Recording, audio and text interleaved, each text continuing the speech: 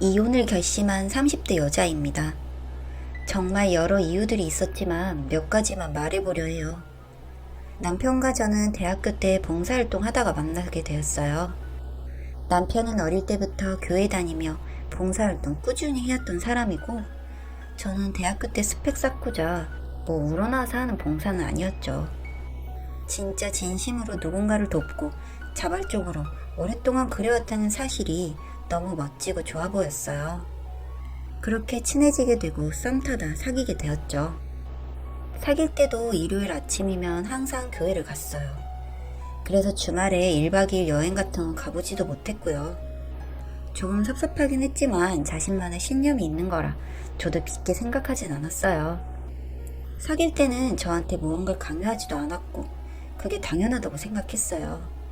종교란 것은 자유니까요. 그런데 시간이 많이 지나고 제가 20대 중반이 되었을 때 이제는 결혼을 하고 싶다는 생각을 했어요. 시간을 같이 많이 보내기도 했고 제 20대의 절반을 그 사람과 함께 했으니까요. 그래서 조심스럽게 이야기를 꺼내니 본인은 자신과 같은 종교의 여자와 결혼을 하고 싶다고 하더라고요. 어이가 없어서 그럼 여태까지 나를 왜 만난 거냐, 연애의 끝이 결혼이라고는 생각 안 하냐 했더니 그렇게 생각 안 한다 했어요. 신념이 맞는 사람과 결혼하고 싶다고. 그러나 연애는 연애기에 강요하고 싶지 않았다고요. 그럼 나랑 헤어질 거냐고 물었더니 그건 아니래요. 그런데 결혼은 아니라고 하더군요. 그래서 그럼 내가 기독교를 믿으면 결혼을 할 거냐고 물었더니 그럼 신념이 같아지는 것이니 결혼을 할 수 있다고 했어요. 그 후로 교회 다니기 시작했습니다. 이 사람과 결혼하려고 내가 교회까지 다녀야 하나. 정말 자존심 상했지만 나쁜 것을 강요하는 것도 아니고 그게 살아온 인생의 신념이라면 제가 양보하면 그뿐이라 생각했거든요. 그런데 처음 종교란 걸 접한 제가 이 사람의 행동하고 어떻게 같을 수 있을까요? 처음엔 많이 부딪혔습니다. 그래도 서로 이해해주며 잘 넘어갔습니다. 그렇게 결혼을 하기로 하고 양가 부모님에게 인사를 드렸어요. 처음 시댁에 인사 갔을 때 아가씨가 좀 입상스럽긴 했지만 자주 볼 것 아니니 괜찮다고 생각하고 넘겼습니다. 그렇게 별일 없이 결혼을 했습니다. 그런데 같이 살게 되니 정말 부딪히는 일이 많더라고요. 저도 직장 생활을 하는 터라 주말이면 좀 쉬고 싶은 날이 있습니다. 근데 꼭 교회 가자고 깨우고 못 살게 구는 거예요. 그래서 오늘은 못 가겠다고 하면 화내고 결국 못 이긴 척 따라 나서요. 그렇게 교회 가면 완전 지 세상이에요. 어릴 적부터 다녔기에 아는 사람들도 많고 할 얘기도 많고 저는 완전 뒷전이죠. 그렇게 예배 듣는 둥 마는 둥 하고 집에 와서 자고 또 크게 싸웠던 게 자기는 수익의 10%를 11조로 낸대요. 근데 이제 너도 교회 다니니 그래야 된다고 하는 거예요. 전 그러기 싫었거든요. 한 집에서 한 명만 하면 되지 왜 그렇게까지 해야 하나, 돈이 얼만 줄 아느냐 하니 막무가내였어요. 이 이야기로 살기로 한 제 죄라고 생각하고 그것도 따라줬어요. 그런데 제가 회식하고 술을 좀 많이 먹어서 다음날 아침 먹는데 기도 안 하고 그냥 먹었거든요.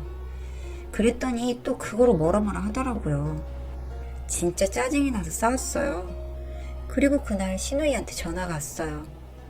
다음 주에 시어머니 생일인데 뭐 준비할 거냐고요.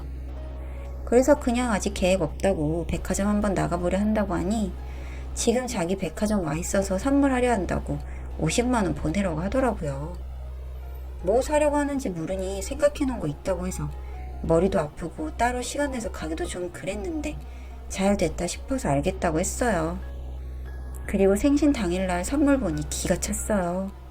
중저가 브랜드에 얇은 잠바 하나 샀더군요. 대충 가격 검색해보니 20만원대. 그래놓고 새언니랑 같이 돈 모아서 샀다고 하면서 선물을 주더라고요. 따로 불러내서 물었어요. 아가씨, 선물 어떻게 된 거예요? 같이 돈 모아 좋은 거 산다더니 저 잠바 50만원도 안 되는 건데 남은 돈은요? 케이크 사고 꽃다발 사고 잠바 사고 50만원 더 들었어요. 돈 케이크 저리 봐도 20만원 들어가는데요? 아무리 그래도 제가 준 돈 선에서 가능할 것 같은데 같이 돈 보태서 산다는 말을 왜 했어요? 그래서 돈 아까워요? 엄마 좋아했으면 됐지. 왜 이래요? 아니, 그냥 제가 선물한 거랑 뭐가 다르냐고요. 제가 수고했잖아요. 백화점 가고 케이크 주문하고. 뭐 이런 식이었어요. 어이없지만 그냥 참아 넘겼어요. 그렇게 한 달쯤 되었나? 대학생들 방학 맞이해서 교회에서 수련회 간다고 하더라고요. 그런데 남편이 인솔자로 돼서 2박 3일 다녀온다 했어요. 금요일에 연차 내고요. 워낙 그 집단은 열성적인 사람이라 그런가 보다 하고 알겠다고 하고 짐 싸줬어요. 그런데 알고 보니 아가씨도 같이 가는 거더라고요. 저는 할 일이 있고 불러주지도 않았고 갈 명분도 없었기에 그냥 보냈어요. 그렇게 보내놓고 저녁에 전화하니 술 먹고 있더군요. 교회 수련회가 원래 술 먹고 그런 건가 싶어서 무슨 술이냐고 하니 그냥 친목 도모를 위해서 맥주 한 캔씩 하는 거래요. 귀 기울여 들어보니 아가씨 목소리도 들리는 것 같고요. 엄청 거슬렸어요. 대학생들이랑 술 먹는 것도 짜증나는데 그렇게 2박 3일이 지나고 남편이 돌아오는 날 뭐 또 뒤풀이를 하더라고요. 진짜 신경이 거슬려서 어디냐고 찾아갔어요. 찾아가니 남편은 화장실 갔다 하고 화장실로 갔어요. 그런데 앞에서 아가씨랑 이야기하고 있더군요. 몰래 들어보니 새언니한테 오빠가 아깝다. 아까 애들이 그러는데 총각이었으면 잘 해보고 싶다고 했다느니 오빠 인기 좋다느니 오 하면서 띄워주고 놀고 있더군요. 화나서 그대로 가서 따졌어요. 무슨 소리 하고 있는 거냐고요. 다 들었다고. 그러니 아가씨 그냥 장난으로 하는 말인데 뭐 그리 쌍심지켜냐고 자격지심 있냐고 비꼬더라고요. 진짜 수치스럽고 열받아서 그냥 집에 왔어요. 1시간쯤 뒤 남편 와서 왜 그러냐고 그냥 별 생각 없이 하는 말인데 왜 이리 정색하냐며 쟤 저러면 또 엄마한테 가서 다 말하는데 어쩌려고 그러냐고 되려 제 탓을 하더라고요. 그래서 그냥 말하라 그래. 내가 뭘 잘못했어. 소리쳤습니다.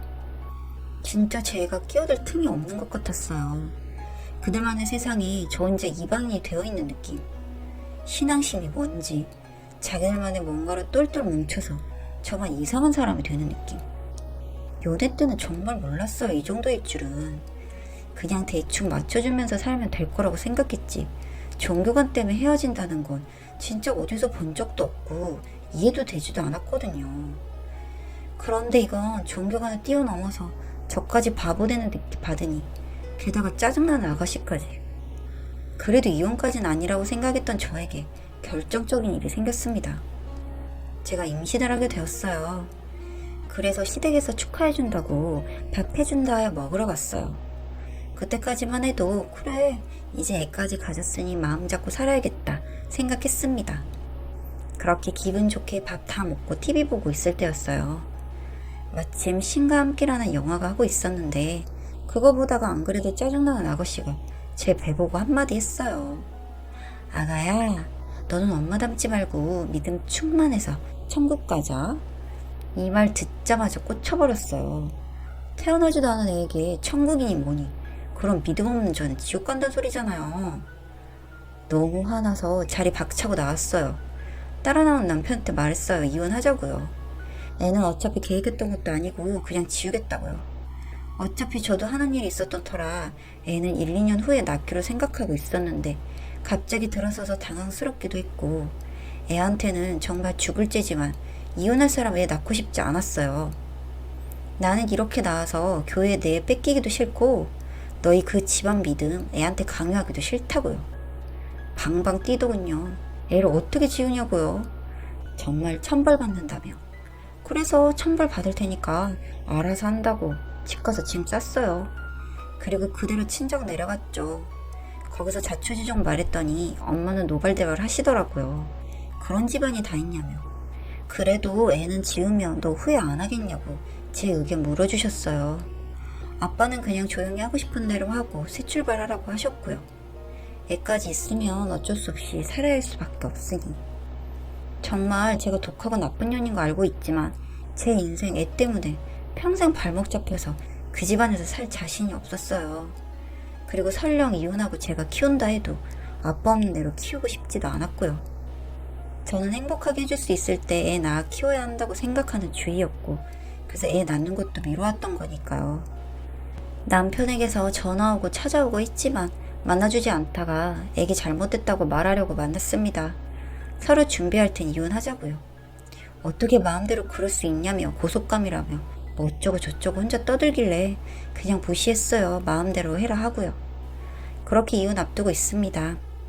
아가씨는 집에서 지금 대역죄인 되어 있다 하더라고요. 왜 이리 입방정 떨고 괴롭혀서 이사단 만드냐고. 시어머니한테도 엄청 혼나고 남편은 얼굴도 보기 싫다며 시댁 안 간다고 했대요. 오늘도 저한테 미안하다며 정말 이제 잘하겠다고 문자 왔지만 그냥 여기서 정리하려고 합니다. 애까지 이렇게 된 마당에 다시 시작하는 것도 웃긴 것 같고요. 예전처럼 행복할 자신이 없어요. 저한테도 큰 상처로 남아 살아가겠지만 선택의 후회는 없습니다. 정말 지옥에서 탈출한 것 같아 그래도 속은 조금 후련하네요. 글 읽어주셔서 감사합니다.